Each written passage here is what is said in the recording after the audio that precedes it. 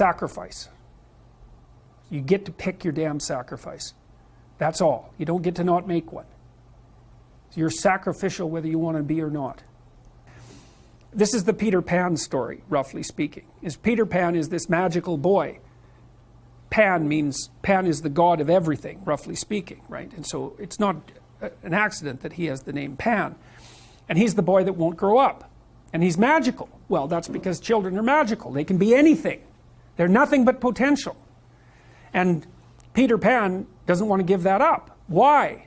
Well, he's got some adults around him, but the main adult is Captain Hook. Well, who the hell wants to grow up to be Captain Hook? First of all, you've got a hook. Second, you're a tyrant. And third, you're chased by the dragon of chaos with a clock in its stomach, right? The crocodile. It's already got a piece of you. Well, that's what happens when you get older. Time has already got a piece of you. And eventually, it's got a taste for you. And eventually, it's going to eat you. And so Hook is so traumatized by that he can't help but be a tyrant. And then Peter Pan looks at traumatized Hook and says, well, no, I'm not sacrificing my childhood for that. So that's fine, except he ends up king of the Lost Boys. In Neverland, well, Neverland doesn't exist, and who the hell wants to be king of the Lost Boys?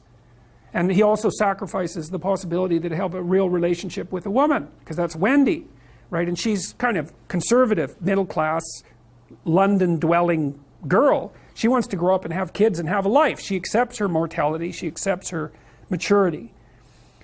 Peter Pan has to content himself with Tinkerbell. She doesn't even exist. She's like the fairy of porn. She doesn't exist. She's the substitute for the real thing.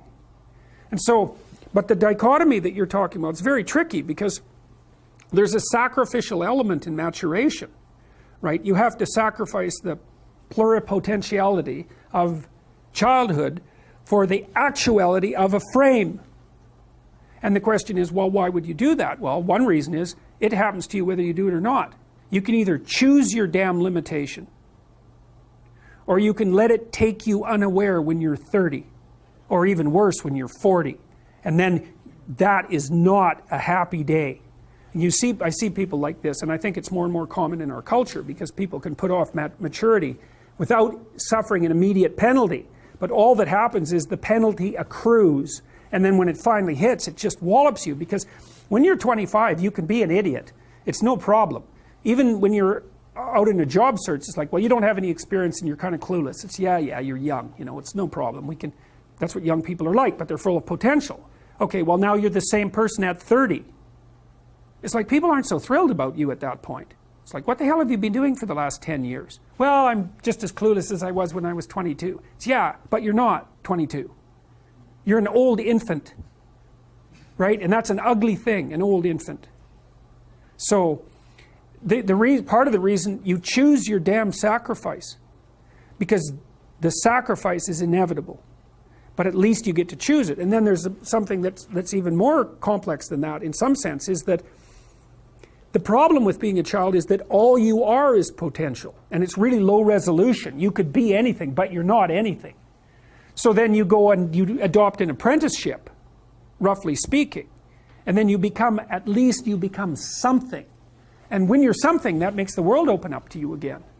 You know, like if you're a really good plumber, then you end up being far more than a plumber, right? You end up being a good employer. Not that plumbers, I'm not putting plumbers down. It's like more power to plumbers. They've saved more lives than doctors. So, hygiene, right? So, you know, if you're a really good plumber, well, then you have some employees, you run a business, you train some other people, you enlarge their lives, you're kind of a pillar of the community, you have your family.